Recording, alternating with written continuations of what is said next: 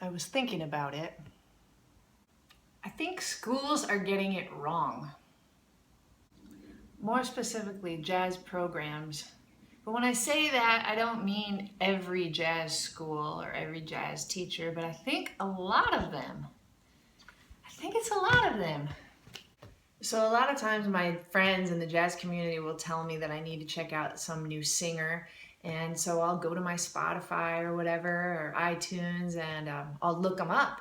But I keep being disappointed with what I hear. Not totally disappointed. There's some really good singers out there and they're doing great things.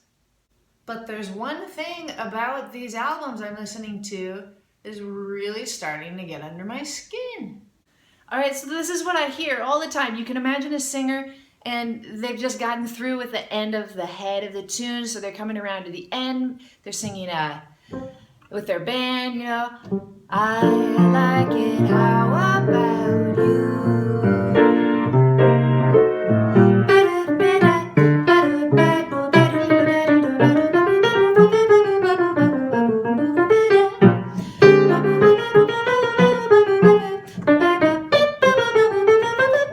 And so on. Only difference is that right now I improvised that and played it along. They're not improvising. They're singing in unison, they're singing with a piano player, they're singing with a guitar player, but they're singing the same notes. And you know why? It's because they already wrote it out.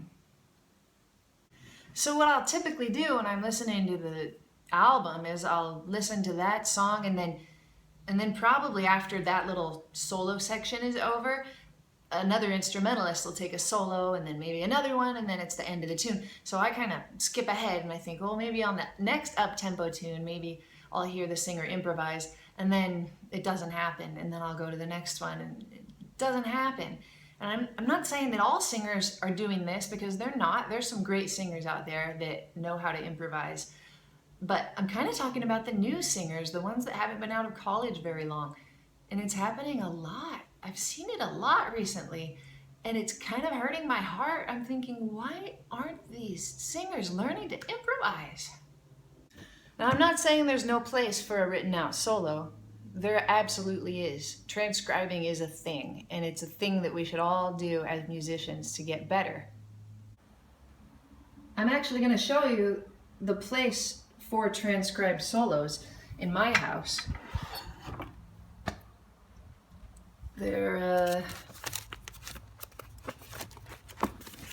right here. This is where they are. See them in there? That's where they are. They're all in there. Lots of them. I mean, I'm not kidding around. There's a ton. They're in there. But that's where I keep them. I do not sing them on the gig or on the recording. I was asking some musician friends of mine if they could think of any instance where a jazz musician, like a well-known jazz instrumentalist, wrote out a solo and played it at the same time as another member of his or her band. And they couldn't do it. Only thing they could think of was maybe in a big band, like a soli section, right? They couldn't think of when has John Coltrane ever played some very intricate line that took him a while to learn, right along with McCoy Tyner? You're never gonna find that. I haven't been to school for a long time, so I don't know exactly, but my guess is that somebody's teaching these singers to do this. And that maybe the idea behind it is that if they learn a really complicated solo and do it on their album, people will think that they can do hard things. But it's not hard. I mean, anybody can learn a solo and sing it. The hard thing is to improvise. So to me, it kind of seems like they're putting the hard work in the wrong way. And it's really troubling. Let me give you a little example. Here's something I transcribed a long time ago by Keith Jarrett. It's one of my favorite Keith Jarrett solos ever. I'll show you a little bit how it goes. It's over How About You?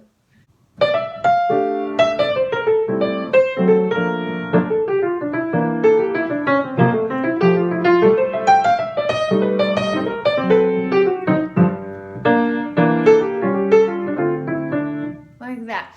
And the last part of it that I played, I stopped right there because that's my favorite part. It's over a minor 2-5-1. So nice. So if I take a solo on another song sometime and there's a minor 2-5-1, I'm probably going to steal that lick from Keith Jarrett if it happens to come to my head in the time, you know. But there are other ways to take things out of your solo that you transcribed or out of the hard sax soli that you learned and actually put it into use. But it's not by re-singing it. It's not ever by doing that unless it's in your own private time, your own house or studio or whatever. It's not in front of people. It's definitely not on your album. Here's an example. I can take that isolated lick, practice it on the exact same tune, put it in the middle of my own improvised solo.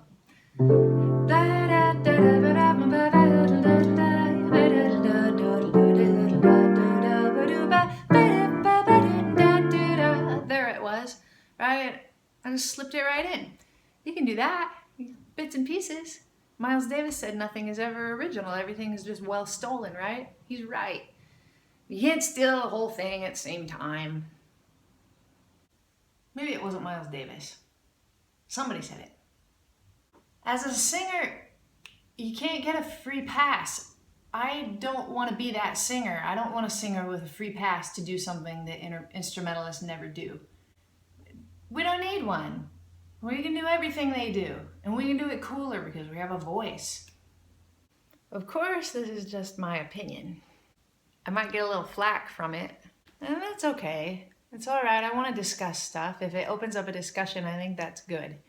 I just don't want to celebrate that. I don't want to celebrate pre-writing out something and playing it and thinking you're hip because you learned it.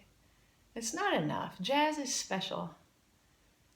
Jazz is improvised. Jazz is in the moment. And to me, people need to learn to improvise. That's where it's at. That's why we're doing this.